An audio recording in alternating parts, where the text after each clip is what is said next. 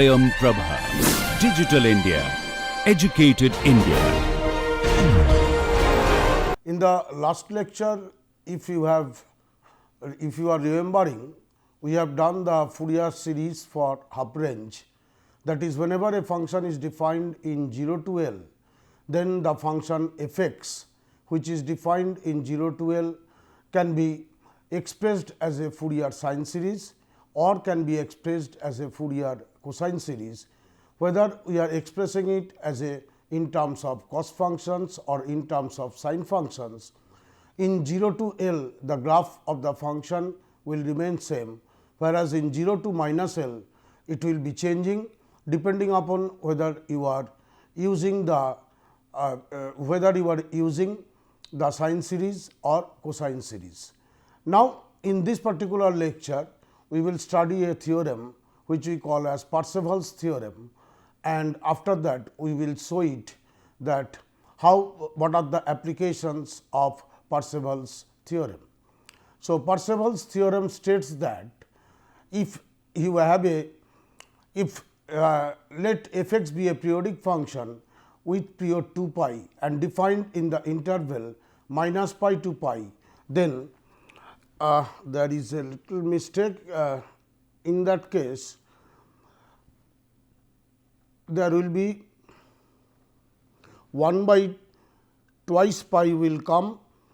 Let f x be a periodic function with period 2 pi defined in the interval minus pi to pi, then 1 by twice pi minus pi to pi f x whole square dx. This is equals to a 0 square by 4, this will be a 0 square by 4 plus half into summation n equals 1 to infinity a n square plus b n square, where a n and b n are Fourier coefficients of f x, provided the Fourier series of f x converges uniformly in minus pi to pi in the interval minus pi to pi. So, therefore, what is happening? If f x is a periodic function with period 2 pi, which is defined in the interval minus pi to pi, then 1 by twice pi minus pi to pi f x whole square dx, this is equals a 0 square by 4 plus half into summation n equals 1 to infinity a n square plus b n square, where a n and b n are coefficient of f x, provided the Fourier series for f x converges uniformly. Please note this term, converges uniformly in minus pi to pi. So, that if you see the next one, if I go to the next slide, what is uniform convergence? Just I am giving the definition of uniform convergence. The series summation n equals 1 to infinity u n x is said to be uniformly convergent in the interval a b if for a given epsilon, very small number greater than 0, a number capital N which can be determined, which is independent of small n, such that for any x you take in the interval a to b, the absolute value of s x minus s n x is less than epsilon for all n greater than capital N, where s x is the sum of the series and s n x is the sum of the first n terms of the series. So, please note this one, that s x is the sum of a series and s n x is the sum of first n terms of the series, then if modulus of s x minus s n x is less than a very small quantity epsilon, which is greater than 0 for all n greater than capital N, then we say that the series this one summation n equals 1 to infinity u n x is uniformly convergent. So, you may ask us why this uniformly convergent concept is required for us. The reason for uniform convergence is nothing but, you will see whenever I am taking the series, Fourier series, and if we try to make the term by term integration will be possible whenever we want to, if the series of f x is uniformly convergent, and for that reason this particular assumption has been taken care of in this particular case. Now, let us see here for the proof your f x is defined as like this. F x you can write down a 0 by 2 plus summation n equals 1 to infinity a n cos n x plus b n sin n x, a n cos n x plus b n into sin n x. So, once I am writing this, your series you can write down in this form. Now, you multiply f x by this particular equation, you multiply by f x on the both side and integrate from minus pi to pi, and whenever I am integrating from minus pi to pi each term, then the concept of uniform convergence is coming. So, what you are doing? We are now multiplying by f x on both side of the equation, on both side of this equation. So, if n, then integrate from minus pi to pi, so that you will obtain minus pi to pi f x square dx. This is equals to a 0 by 2 will come outside, a 0 by 2 into minus pi to pi f x dx. We have multiplied by f x on both side plus summation n equals 1 to infinity, summation n equals 1 to infinity a n into minus pi to pi f x cos n x dx plus b n into minus pi to pi f x into sin n x dx. So, what we are doing here? We are simply, I have written the Fourier series of the function f x in the form of a 0 by 2 plus summation n equals 1 to infinity a n cos n x plus b n sin n x. Now, multiplying this equation by f x on both side and term by term integrating from minus pi to pi. Now, this term by term integration of this series on the right hand side is possible only when f x is uniformly convergent, and for that reason the condition assumption has been taken that f x is uniformly convergent in the given interval. So, once I am doing it, I will obtain this equation minus pi to pi f x whole square dx equals this quantity. Next, therefore, minus pi to pi f x dx equals what I will obtain? Minus pi to pi a 0 by 2 dx. Your original equation was f x equals a 0 by 2 plus summation n equals 1 to infinity a n cos n x plus b n sin n x. That integration, original equation of the series, that I am multiplying, now I am integrating minus pi to pi, and then only I will get this one. So, that plus summation n equals 1 to infinity a n into minus pi to pi cos n x dx plus b n into minus pi to pi sin n x dx. So, sin n x into dx term will come into dx. So, please note that my original equation, whenever I am getting it, my original equation was f x equals a 0 by 2 plus summation n equals 1 to infinity a n cos n x plus b n sin n x.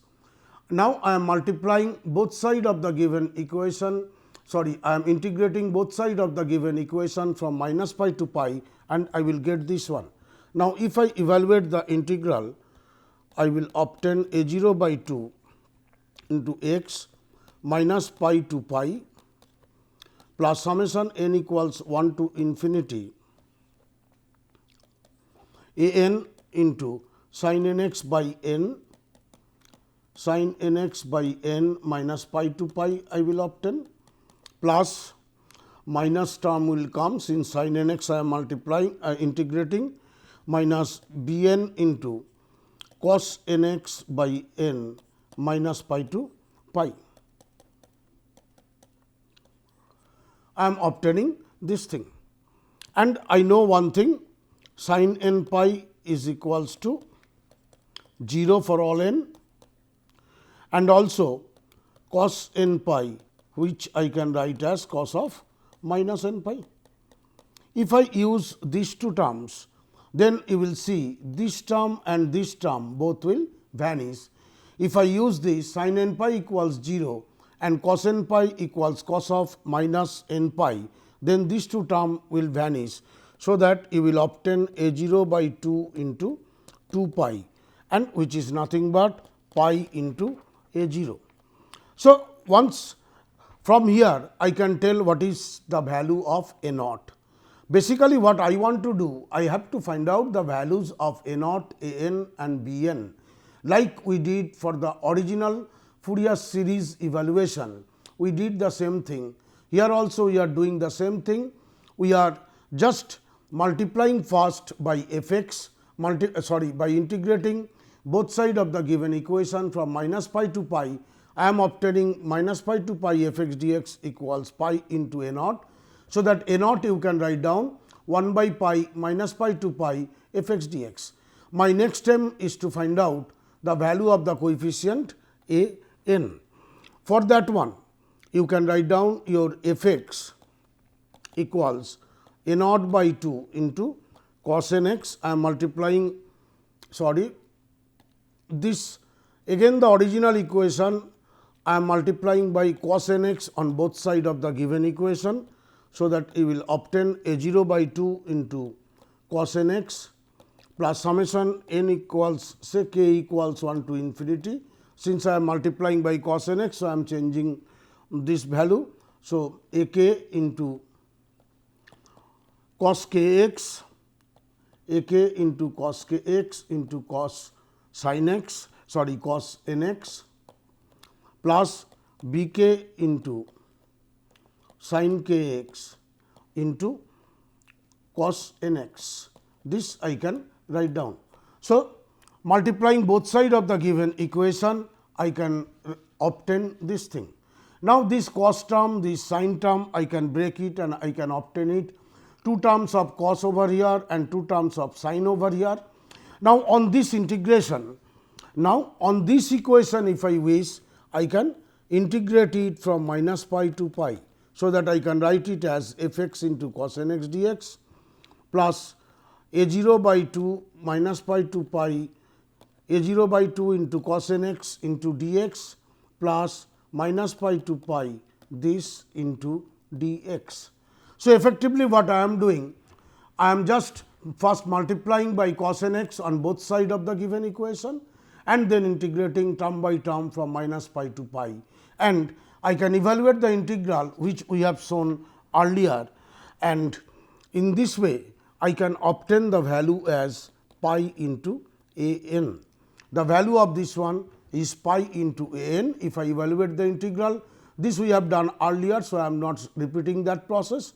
So, that from here you can write down a n equals 1 by pi minus pi to pi f x into cos n x dx. And on the same fashion, I can show that if I multiply the given equation by sin n x and then integrate both sides of the given equation from minus pi to pi, in that case I can obtain minus pi to pi f x into sin n x dx. This is equals pi into b to the power n.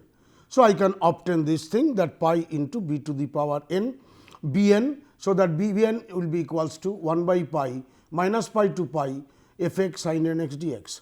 So, the values which I obtained of a naught, a n and b n, now I can put it in the original equation, and after putting in the original equation, I will obtain this thing. My left hand side is minus pi to pi f x whole square into dx. This is equals to a 0 by 2 into pi a naught plus summation n equals 1 to infinity a n into pi a n plus b n into pi b n. So, by substituting the values of the integrals whatever I got earlier, by substituting those integrals I am getting these equations, and this is nothing but 2 pi into a 0 square by 4 plus half into summation n equals 1 to infinity a n square plus b n square. And this we can write it as 1 by 2 pi I can bring on this side, and I can write down 1 by pi into f x square dx. This is equals to a 0 square by 4 plus half into summation n equals 1 to infinity a n square plus b n square, which completes the proof of Parseval's theorem. Therefore, the Parseval's theorem states that 1 by twice pi minus pi to pi f x whole square dx, this is equals a 0 square by 4 plus half into summation n equals 1 to infinity a n square plus b n square. So, let us see now, just I will give you the quickly I will give you the summarization. Fourier series we are writing in this form, f x equals this. Now, I am multiplying both sides of the given equation by f x, and I am integrating term by term minus pi to pi. So, that I will obtain this equation, and on this equation what I will do now, I will try to find out the value of minus pi to pi f x dx, then minus pi to pi f x cos n x dx, and minus pi to pi f x sin n x dx. These three values I will try to find out, and I will put it in the given equation what we have shown earlier. So, that minus pi to pi f x dx, this value I can obtain from where? From this equation. Here if I multiply integrate from minus pi to pi the original equation, f x equals a 0 by 2 plus summation n equals 1 to infinity a n cos n x plus b n sin n x. So, by multiplying this I am obtaining this, and the value will be equals to a 0 by 2 into 2 pi. Therefore, this is nothing but pi into a 0. So, in the earlier equation minus pi to pi f x dx, this value you can substitute by pi into a naught.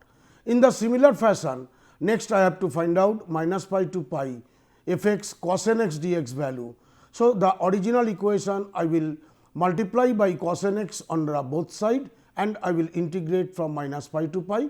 So, your f x is this one, and from here if I integrate, I am not showing this thing, the value you will obtain as pi into a n, and in the same fashion minus pi to pi f x sin n x dx, the value will be pi into b n.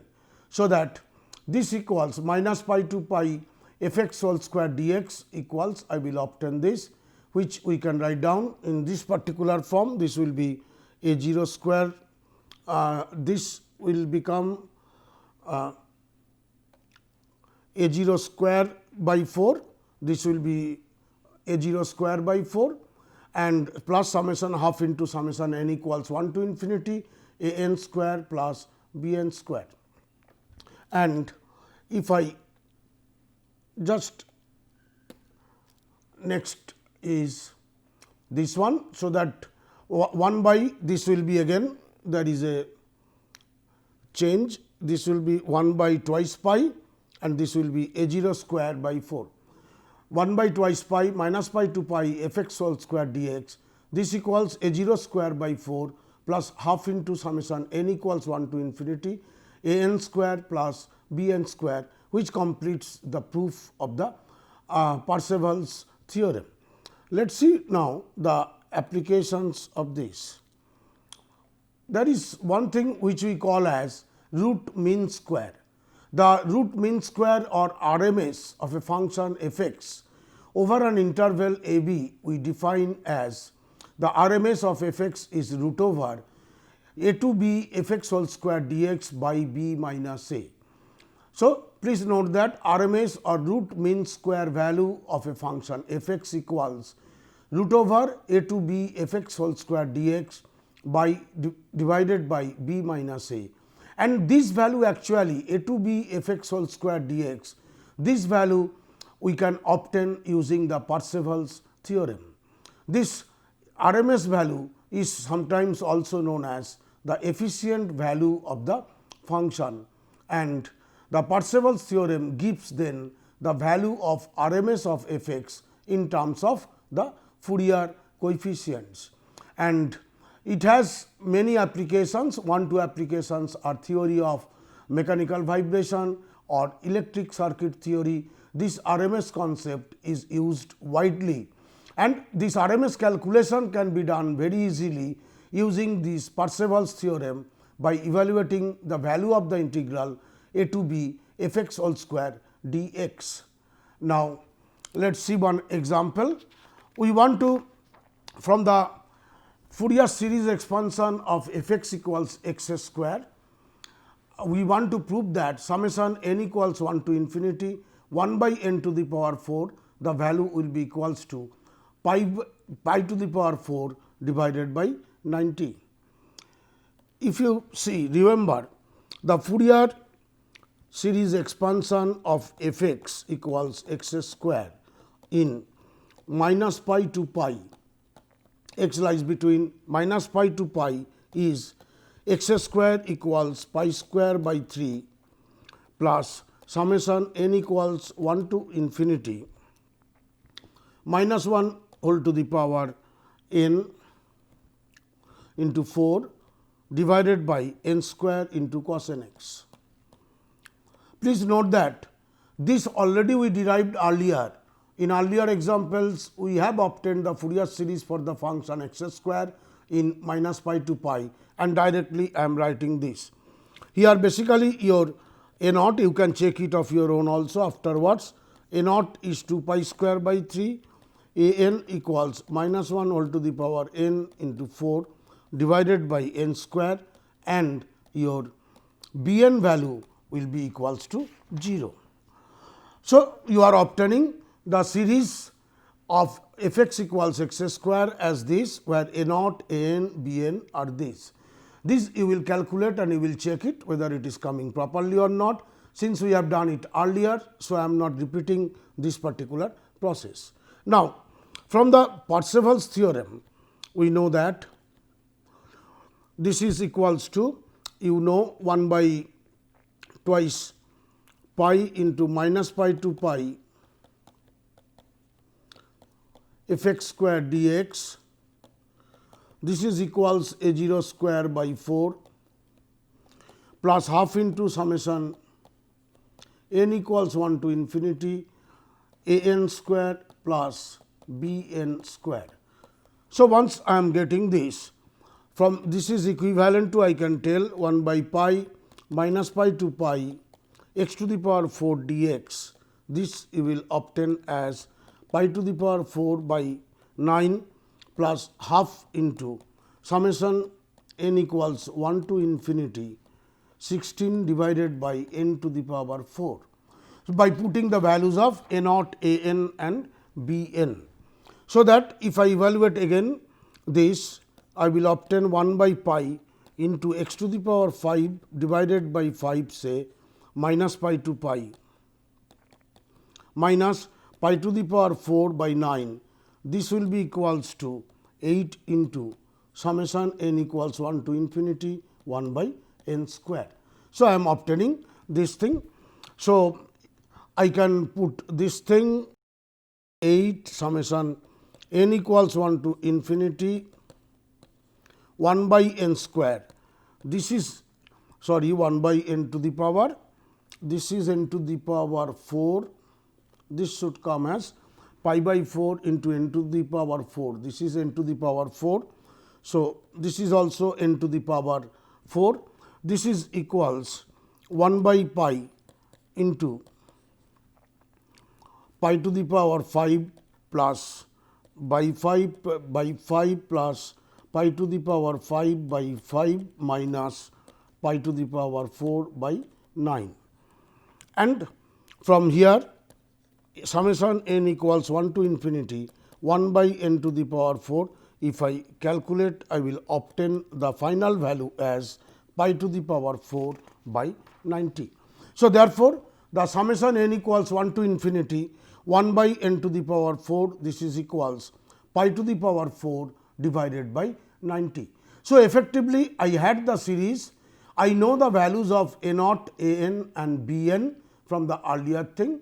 Then I am using the Parseval's theorem, and from the Parseval's theorem I am showing that the value of n equals 1 to infinity 1 by n to the power 4 equals pi by 4 into pi by 4 divided by 90.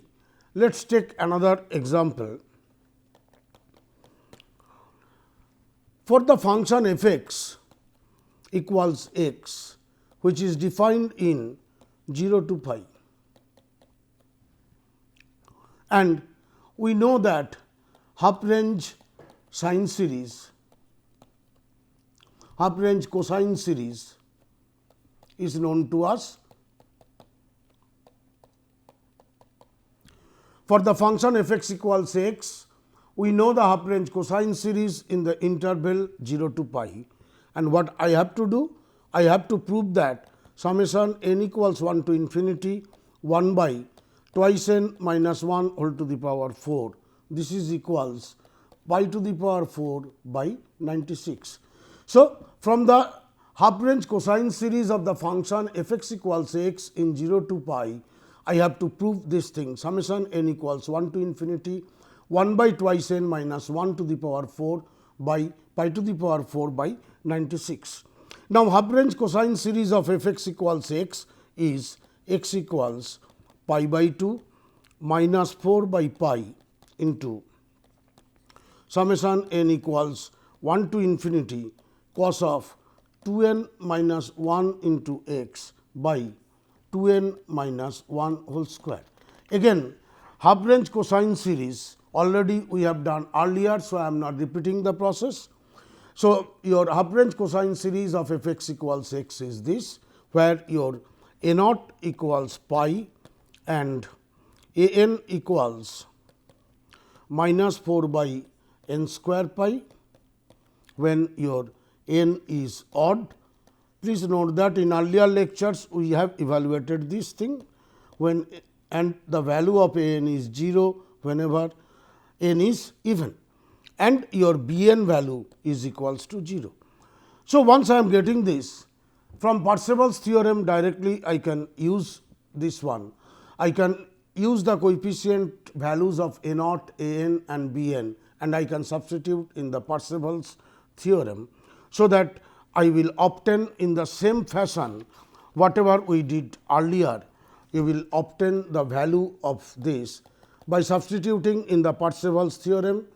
I will obtain 1 by twice n minus 1 whole to the power 4. This ultimately you will obtain pi square by 8 into pi square by 12. So, that the value is pi to the power 4 by 96.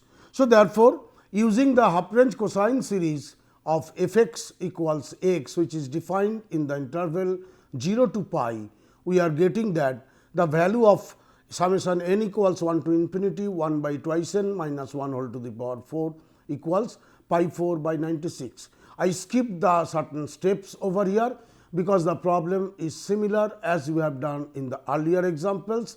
Substitute the values of the coefficients a naught, a n and b n in the Parseval's theorem, and by substituting that and by simple manipulation always you can derive this value, that summation n equals 1 to infinity 1 by twice n minus 1 whole to the power 4 is equals to pi to the power 4 divided by 96. So, effectively this Parseval's theorem is very useful in electrical engineering cases, electronics engineering, where they have to calculate the RMS value, and for calculating the RMS value, the effective value of the function, efficient value of the function, we try to use this a Parseval's theorem and try to find out the value of a to b mod of f x whole square, f of x whole square dx, and using that one we find the some other cases. So, I hope you have understood the Parseval's theorem and its application. Thank you.